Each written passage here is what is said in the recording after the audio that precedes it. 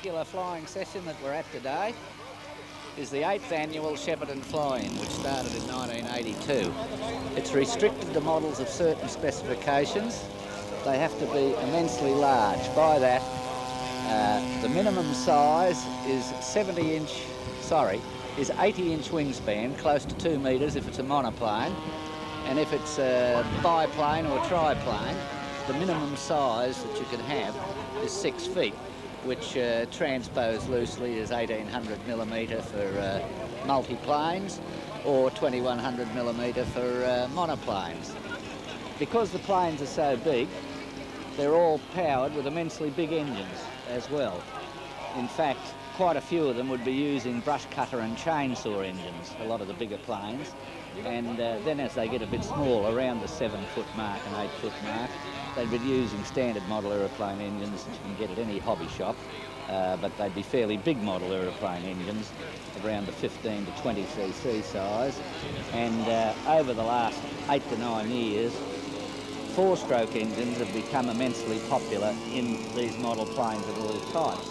The chainsaw operators, they'd be using 2 strokes, the same as your chainsaw brush cutters, but a lot of the bigger model aeroplane engines now are 4-stroke engines, which in themselves are complicated but beautiful, very efficient pieces of machinery. A 4-channel radio is the minimum that you could use in planes like this. The more sophisticated ones, which might have wing flaps, that's on a 5th channel, or you may have bomb dropping, which would be on a 6th channel if you utilise both. Another way is blinking on lights and things like that, 7th channel. But these planes will all have from 4 to 9 channel radios in them, never less than 4. The only way you're going to get a big plane like these with less than 4 channels is if it's a big glider. For the technical minded, the most frequently used spots on these radios are the 29 megahertz band. For some, there's about 16 different frequencies available, and there's much the same, if not more, available on the 36 megahertz band. And then we have a couple of spots on the 40 megahertz band, which enables us, if we want to fly anything up to close to 20 or 30 aeroplanes at once without interfering with each other. And that's how the technical magnificence that the model radio sets have got to as we speak.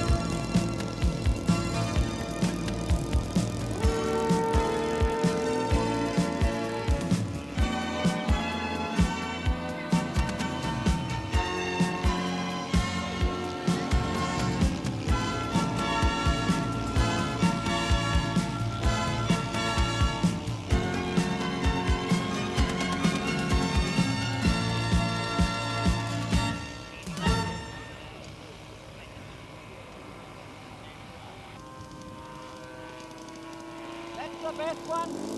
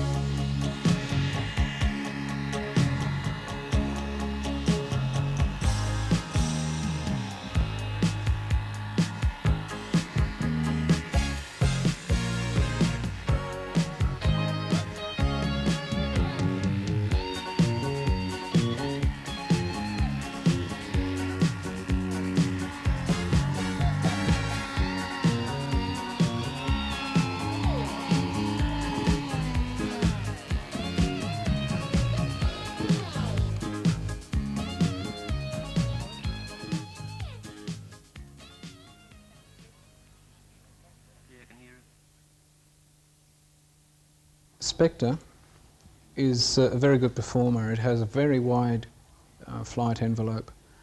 The top speed of Spectre has been recorded at 312 kilometres an hour, where the slowest flyby was recorded at 40 kilometres an hour. So the envelope is very, very large, in the order of 300 kilometres an hour. The performance of a Spectre makes it an easier model to fly, in that takeoff speeds are such that you can climb out at about a 45-degree angle, all the way up to 600 feet if you wish, and then cruise around at a quarter throttle at about 100 kilometres an hour. So flying the Spectre can be just like flying an aerobatic type model. It goes exactly where you point it. It's a very precise aeroplane. Things don't happen that quickly at the sticks, even though you think the model is going quick. It's like driving a fast car on the freeway. You wouldn't turn the wheel very quickly at high speed. You just give gentle inputs, and the model behaves very precisely. The fuselage is a moulded unit, of course, monocoque design.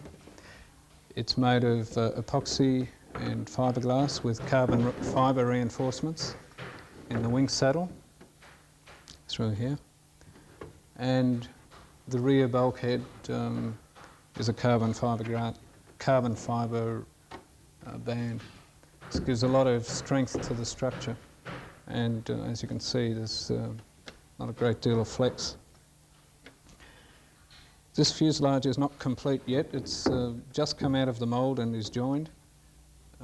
The next parts to be added are the bearings that support the tailplane, and they're glued in through into that position there.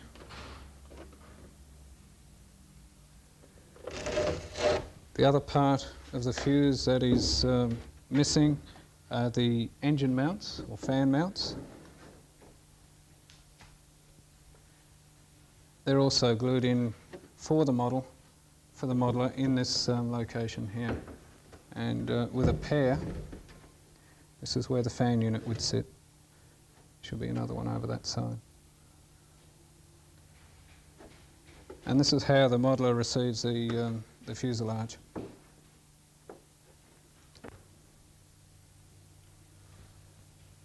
As I was saying before, the bearings are already in the fuselage. The tailplane's almost complete in that the shaft is applied into a wooden block in a foam core structure. It's simply a matter of sheeting these with balsa wood, finishing them off and sliding them through into the bearing where the bell crank couples the two, the left and the right hand, together. So the tailplane is an all-flying tail, and it's a very efficient system. There's no drag due to separate elevators. The wing structure is again foam core.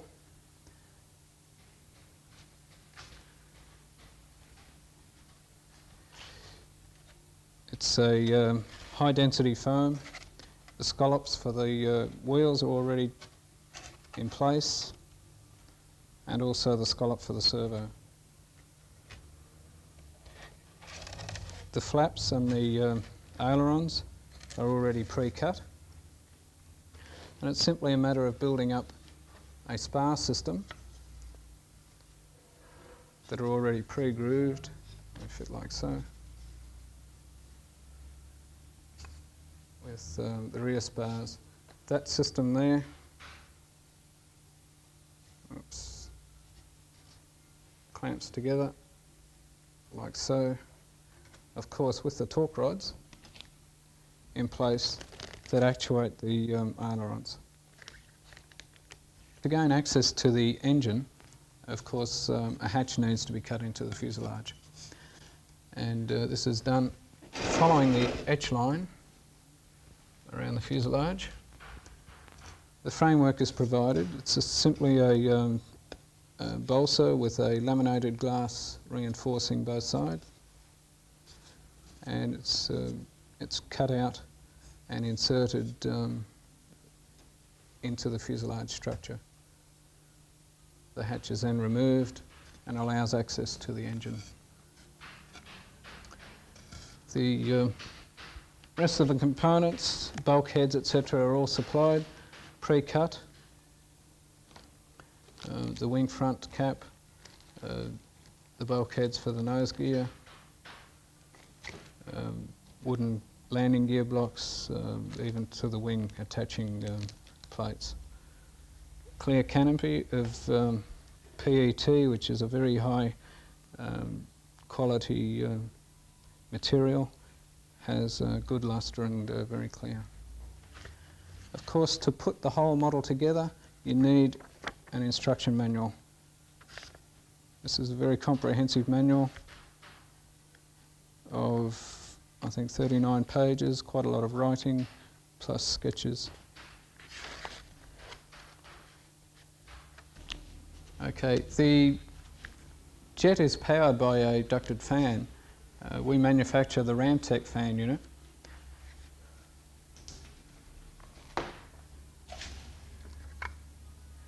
Which looks like this when it's all completed and built up. As you receive it in the box, there is some work to do. The fan comes with its own instruction manual and safety precautions, and a complete breakdown of the unit. The main component is the rotor, of course, and this is factory assembled.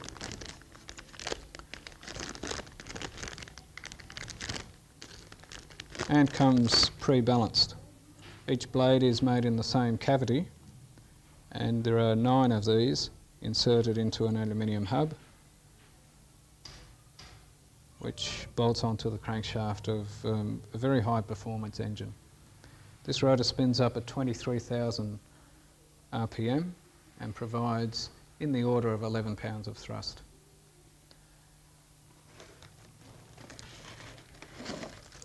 The motor sits on the engine mount to hold the mount in place into the shroud. We have 10 stators, 8 small ones plus 2 larger ones that support the engine mount. To hold it all together, hardware, nuts and bolts, a locking cone for the engine that drives the fan, and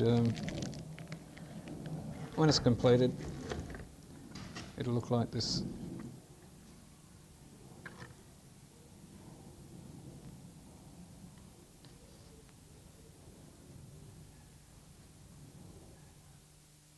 Okay, this is a scale model of an Augusta 109A. It's an Italian-built helicopter originally. The full size is that is. The actual kit is made by Hirobo, which is a Japanese company, and it uses SSC mechanics, which is a very high grade of mechanics, a very tight set of mechanics, which give you a lot of precision in flying. The actual head itself is a bits and pieces head of all sorts of manufacturers. It's just something I put together, which I found flies quite nicely. It's also got special blades on the particular model. They're a composite carbon fibre blade, and they're in fact they're Australian made. The model is around about 1.5 meters long and weighs 5.5 kilograms. And it's probably capable of speeds up to 120 kilometres an hour. It also uses the same radio as the smaller model, which is the PCM-10, JR PCM-10. And because it's fully programmable, I can just switch from one model to another depending on which one I want to use. The fuel this one uses is a mixture of 80% methanol and 20% oil, and no nitro is used. Because this uses a bigger engine, which is a 10cc engine, it doesn't require the nitro and runs quite smoothly without nitro. The radio system uses 5 servos and also a gyro to stabilise the tail. Very important for doing precision hovering manoeuvres and things like that. It gives you a much smoother looking model. It also has a tuned exhaust pipe, which gives us a little bit more power. The actual engine is an Italian motor. It's called a Rossi, and it develops 2.4 horsepower. So the machine certainly is short of a bit of power.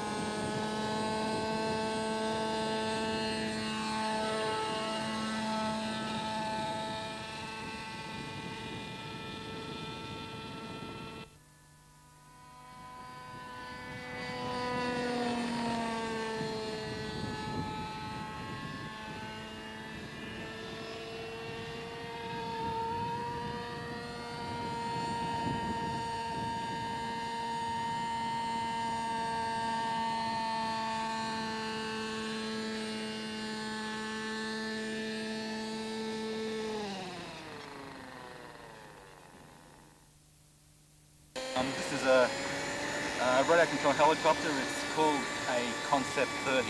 It's made by Kyosho, who are a Japanese company. It uses a 32 size OS engine and requires a minimum of 5 servos to fly. I'm using with it the JR Computer 10, which is the latest in computer radios. It's possibly a little bit overkill for this sort of model, but it's certainly very handy when you're setting things up. The model is capable of probably unlimited aerobatics. It's really up to your own imagination on what you can actually do with the model. It's capable of loops, rolls, inverted flight, stall turns, and auto-rotation landings, which is actually a landing without the engine running. It's actually got a tuned pipe on the engine, giving us a bit more power, and we're running a fuel which is a mixture of 70% methanol, 20% oil, and 10% nitro. The nitro gives you a little bit more power and gives you a little bit more reliability.